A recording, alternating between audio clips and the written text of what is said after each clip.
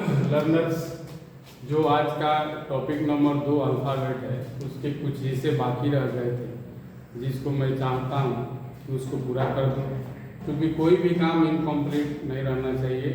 दाल भात पर अगर सब्जी नहीं है तो अच्छा नहीं लगता है। इसीलिए उस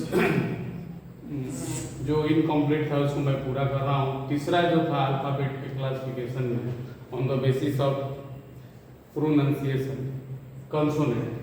तो प्योर कंसोनेंट की संख्या कितनी है? मात्र 11। हम लोग क्या जानते हैं, सिंस चाइल्डहुड हम लोग पढ़ते आ रहे हैं कि 21 कंसोनेंट है और 5 बाकी वॉवेल है। ऐसा नहीं, जब हम उसको ब्रॉड रूप से पढ़ेंगे तो इस तरह से हम लोग पाएंगे। तो ये 11 कंसोनेंट कौन कौन से?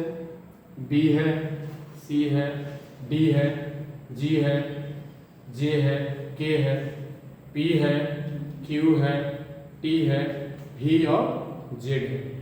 तो कंसोनेंट की संख्या मात्र 11। अगला जो चौथा और अंतिम, जो सबसे महत्वपूर्ण है, जो आज तक बहुत सारे हमारे लर्नर्स छात्र के मन में एक सवाल बना हुआ है कि डब्ल्यू और वाई को सेमी वोवेल और सेमी कंसोनेंट क्यों कहते हैं। ये सवाल फ्रीक्वेंट आस्क है हम लोग के पास, बार बार ये सवाल पूछा जाता है।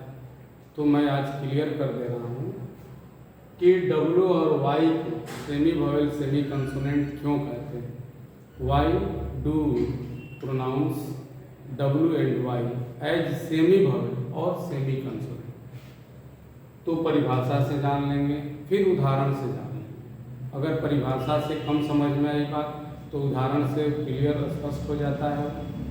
तो W used as consonant when used in the beginning।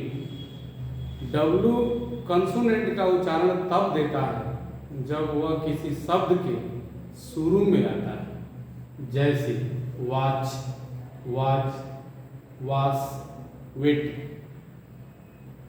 फिर अगला, W को हम वॉवेल के रूप में कैसे यूज करते हैं? तो W used as vowel when used at the end।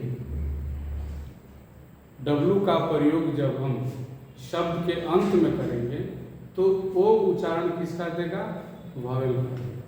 ठीक है, क्योंकि हिंदी में भी हम इकारांत देखते हैं, आकारांत देखते हैं। अंत में आने से नहीं मतलब है। जब हम उसका पूरा विश्लेषण करेंगे तो शुरू का भी उच्चारण और लास्ट का भी देखा जाएगा। तो जब ये अंत में आएगा, क्योंकि सेमी वॉवेल है, ये तो कंप्लीट वॉवेल है नहीं कि इनिशियली बिगिनिंग में यूज हुआ है, शुरू में यूज हुआ है, तो हम उसको वॉवेल कहेंगे, क्योंकि सेमी वॉवेल सेमी कंसोनेंट है। यह न तो पूरा वॉवेल है न पूरा कंसोनेंट है। तो W used as vowel when used at the end. जब W का प्रयोग हम लोग अंत में करते हैं तो ये वॉवेल की तरह यूज होता है। और वॉवेल जैसे काऊ, नाऊ, वाऊ, एलाऊ, ऊ का उच्चारण दे रहे हैं। काऊ में ऊ, नाऊ में ऊ, वाऊ में ऊ, एलाऊ में ऊ। अब आते हैं दूसरा जो है वाई। वाई को कब हम वॉवेल का उच्चारण करते हैं, कब कंसोनेंट का उच्चारण करते हैं? तो ठीक वही स्थिति है जो डब्ल्यू के साथ है कि Y used as consonant when used in the beginning. Y का प्रयोग जब हम लोग शुरू में करते हैं तो कंसोनेंट का उच्चारण देता है। उदाहरण, योर, यस्टरडे, यस, यू, ये सब य का उच्चारण दे रहा है। ठीक जब इसको वॉवेल के रूप में हम यूज करेंगे, वॉवेल का उच्चारण कब देगा? जब हम Y used as vowel when used at the and.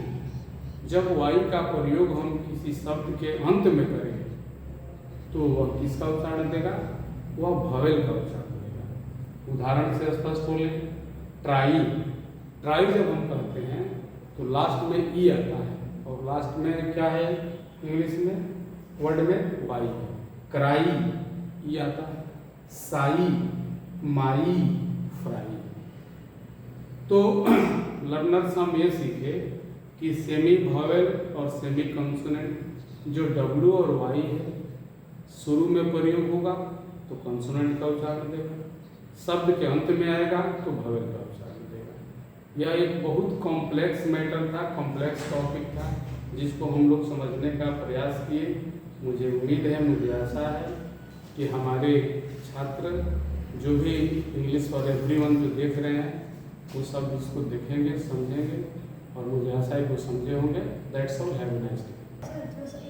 तो लर्नर्स, एक बात मैं और बता दूं कि जब हम विश्लेषण इसका करते हैं, किसका, अल्फ़ाबेट का, तो ये 26 की संख्या में है। 5 प्योर वॉवल गिना दिया आप लोगों को, ए ई आई ओ यू 5 ये, और वॉवेल लेटर्स 8 था। कौन कौन सा था, F H L M N R S और एक्स, 8 की संख्या है। तो 8 और 5 13 हुआ। जो कंसोनेंट की संख्या है वो हमारे 11 है। तो 11 और 13 कितना हुआ, 24 हुआ। और सेमी वॉवेल सेमी कंसोनेंट की जो संख्या है वो 2 है, डब्ल्यू और वाई।